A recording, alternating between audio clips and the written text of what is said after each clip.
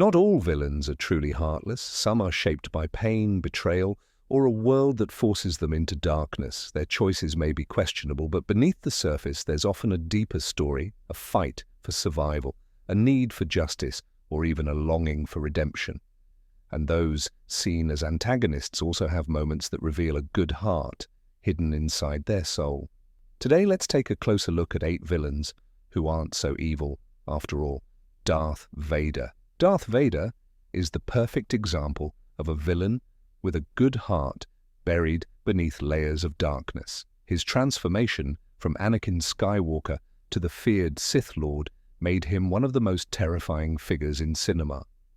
Yet despite his ruthless actions like hunting Jedi, enforcing Palpatine's rule, and spreading fear, he was never too lost to be saved.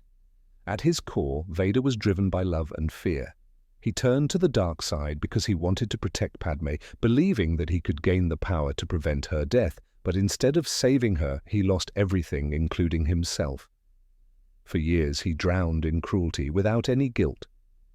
However, when faced with Luke Skywalker, his son, everything changed. Luke refused to see him as just a villain. He believed there was still good left in him. In the end, Vader proved Luke right. When Palpatine attempted to kill Luke, Vader stepped in, sacrificing himself to save his son. At that moment, the Dark Lord wasn't a Sith anymore. He was just a father choosing love over power. His redemption is one of the most powerful moments in film history, showing that even the most feared villains can have a heart, and sometimes they can find their way back to the light. Magneto. Next up, Magneto's story is one of pain and survival. As a Holocaust survivor, Max Eisenhardt witnessed the worst of humanity. The cruelty, the oppression, the deaths. He was sent to the Warsaw Ghetto after all. That trauma shaped him. He believed mutants would suffer just like he had, so he decided to fight back before they could be destroyed. And unlike Professor Xavier, who wanted peace, Magneto thought domination was the only way to protect his people. In his quest, he started terrorist organizations, sunk submarines filled with people, and used an EMP to knock out power across the globe. His methods were harsh, sometimes violent. He was willing to do whatever it took to keep mutants safe. But deep down, he wasn't heartless. He had moments of kindness, especially toward mutant children, and those he saw as family. He helped train the new mutants and worked with Cyclops' extinction team to shape young mutants into leaders. Also, he didn't always agree with the X-Men, but he fought alongside them against major threats like Apocalypse, Red Skull, and Ultron. So he was never just a villain. He was a man shaped by suffering, trying to protect those like him the only way he knew how. Johnny Lawrence. Johnny Lawrence may have been the antagonist in The Karate Kid, but he wasn't entirely heartless. While he was aggressive and often bullied Daniel LaRusso, there were moments that showed he had a sense of honor and fairness. One key example is the moment at the All Valley Karate Tournament. Despite losing to Daniel in the final match, Johnny didn't react with anger or resentment. Instead, he handed Daniel the trophy himself, acknowledging his victory. This moment was significant because it showed that Johnny respected the competition and could accept defeat with dignity. Another instance is his relationship with John Kreese, his Cobra Kai sensei. Kreese instilled a cruel mentality in his students, teaching them to show no mercy. A sore loser, Kreese attacked Johnny after the tournament. Smashing his second-place trophy in frustration, Kreese then choked Johnny while his Cobra Kai mates pleaded for Kreese to stop. But Johnny didn't fight back, showing he still respected his sensei. The boy was simply following the teachings of a toxic mentor. So Johnny wasn't a bad guy at heart, he just came up in the wrong environment. The way he acted was shaped by the people around him, but deep down he had a sense of honor and fairness. Besides, what Daniel-san did to Johnny in the bathroom isn't cool, bro. Koba.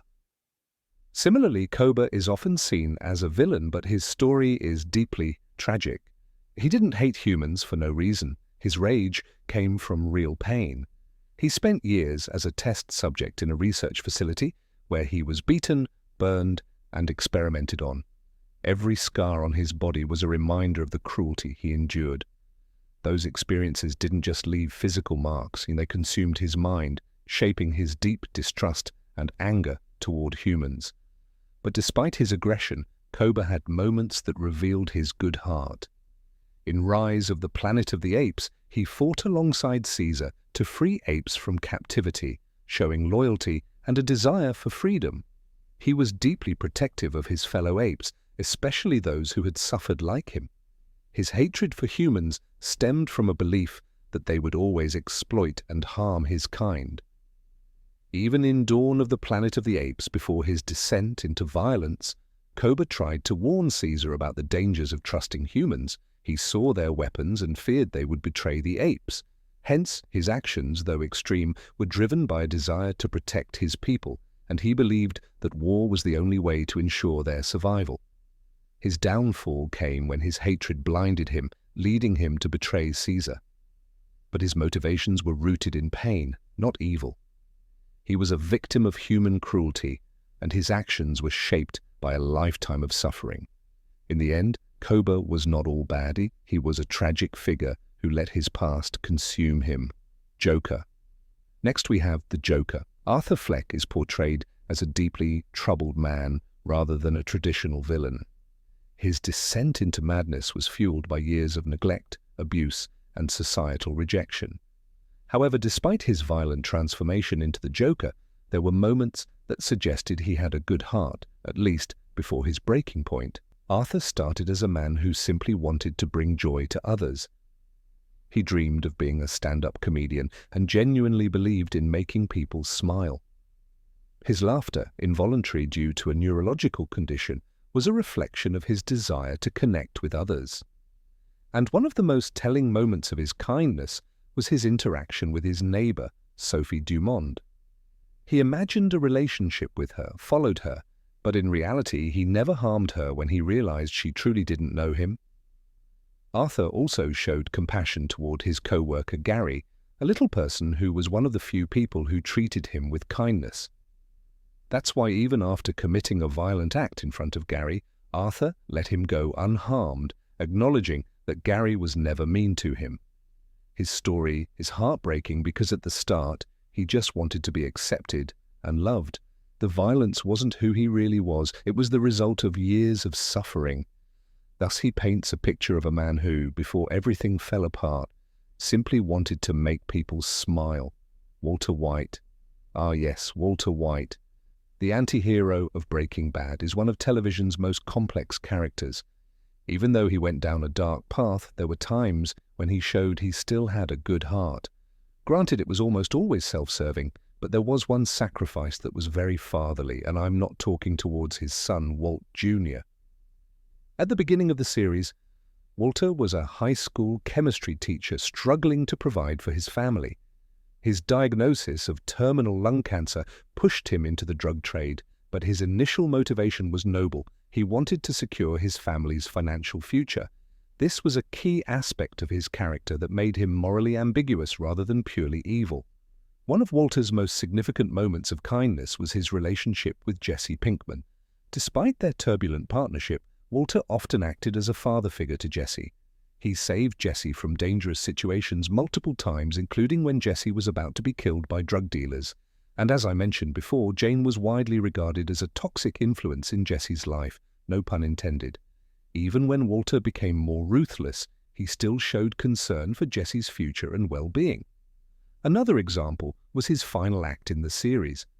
In the last episode, Felina, Walter ensured that his remaining money will reach his son Walter Jr. by setting up a trust fund through his former business partners. He also rescued Jesse from captivity, allowing him to escape and start a new life. Still, Walter's journey is a tragic one.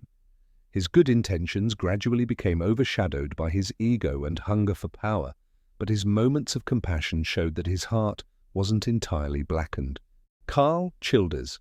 Karl Childers, the protagonist of Sling Blade, was a deeply complex character whose actions were shaped by his tragic past. He was hospitalized for most of his life after killing his mother and her lover, who was also a bully. Karl was a young lad, and his understanding of morality was simple. He believed in protecting the innocent even if it meant resorting to violence. When he was released from the psychiatric hospital after 25 years, he struggled to reintegrate into society. But one day, at a laundromat, he befriended Frank Wheatley. Frank was a young boy who treated Karl with kindness. Funny how, when we're children, we can become friends with someone over the simplest things, such as liking the way someone talks. Thus, Karl became a father figure to Frank, who lost his father to Karl offered him emotional support and companionship.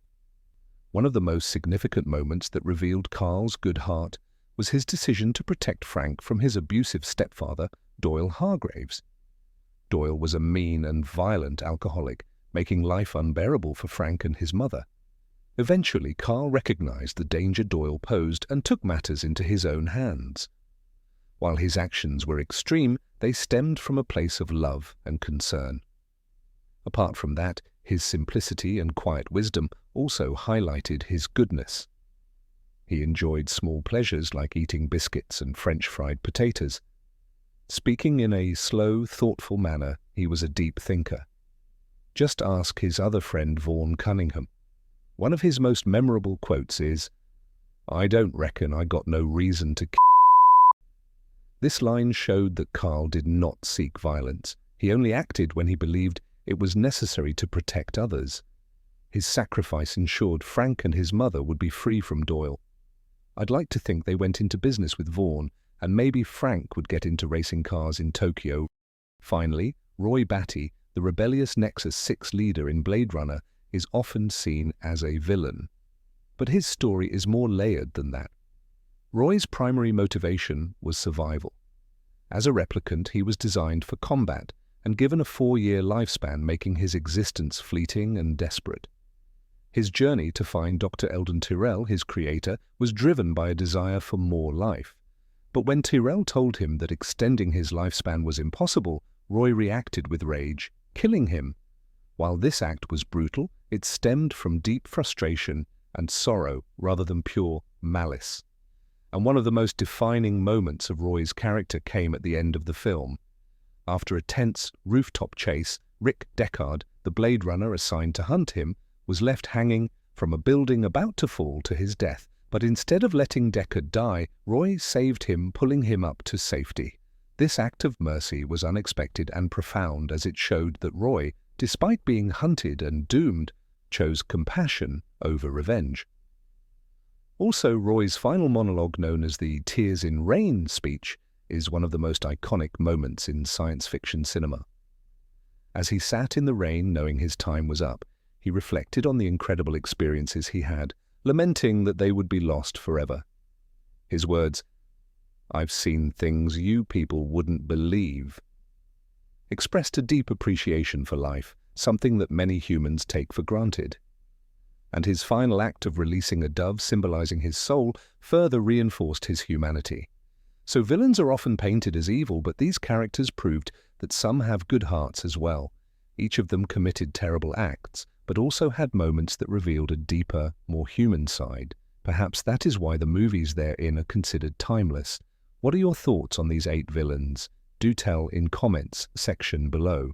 Also, don't forget to like the video and subscribe to let me explain. Cheers.